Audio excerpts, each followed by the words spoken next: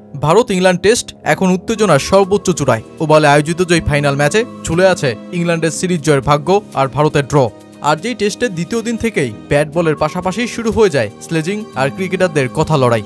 এই যেমন Ben ডাকেটকে out করে তার কাঁধে হাত রেখেই আকাশদ্বীপের প্রতিশোধ নেয়া, আর সবচেয়ে বড় বিতর্কের পাতায় তো ছিলেন জো রুট আর প্রসিদ্ধ কৃষ্ণা লড়াই।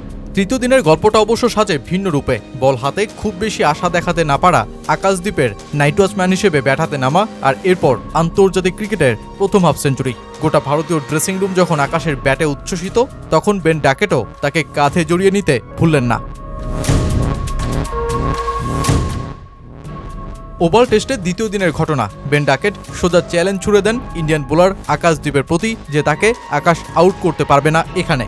আর এরপরই আকাশের ওপর চড়াও হওয়া ডাকেট আগ্রাসী মেজাজে ঠিকই শিকার বনে যান ভারতীয় এই পেসারের। নিজের কথার সাথেই যখন হেরে বসেছেন ডাকেট, তখন লড়াই জয়ী আকাশ সোজা তার কাঁধে হাত দিয়েই হয়তো জানিয়ে দিয়েছিলেন তিনি জিতেছেন। এরপরের ঘটনায় ভারতীয় এই পেসার আলোচনায় আসলেন বল নয় ব্যাট হাতে। রাহুল ও সাই সুদর্শনকে হারিয়ে চাপে পড়া ভারত নামায় ৪ নং পজিশনে আকাশদ্বীপকে, যিনি দ্বিতীয় দিনের টিকে তৃতীয় দিনেও ব্যাট হাতে রীতিমতো চমকে দিলেন ওভালের মঞ্চকে।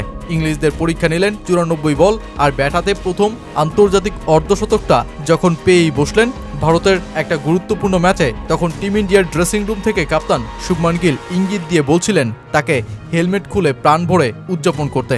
আকাশ করলেনও, আর শেষমেশ জয়সওয়ালের এই ব্যাটিং সঙ্গীকে ৬৬ রানে থামান ওভারটন।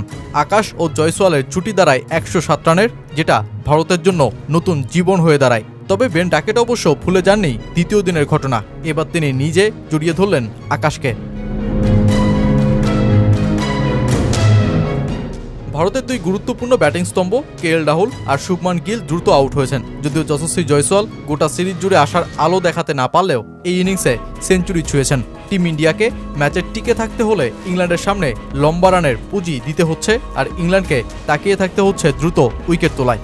এত সব লড়াইয়ের মধ্যে ম্যাচে কথা লড়াইয়ে সবচেয়ে আলোচনার কেন্দ্রে জো রুট আর প্রসিদ্ধ কৃষ্ণার উত্তেজনাটাও তো ইতিহাসের পাতায় আটকে থাকবে। স্লেজিং যেখানে ক্রিকেটের সাথে রীতিমতো অঙ্গাঙ্গিভাবে জড়িত হয়ে পড়েছে, সেখানে ভারত, ইংল্যান্ড, অস্ট্রেলিয়ার কাছে এটা পেয়েছে ভিন্ন এক মাত্রা। ম্যাচের দ্বিতীয় দিনে ব্যাট হাতে থাকা জো রুটকে প্রসিদ্ধ কৃষ্ণা বলেন তোমাকে বেশ ফিট দেখাচ্ছে, আর এরপরই খেপে যান জো রুট।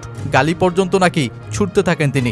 প্রসিদ্ধের ভাষ্যমতে স্লেজিং দলটার পরিকল্পিত হলেও জো রুটের এভাবে মেজাজ হারানোয় তিনি অবাক। যদিও শেষ পর্যন্ত ম্যাচে মনোযোগ হারিয়ে রুটকে ফিরতে হয় ২৯ রানেই।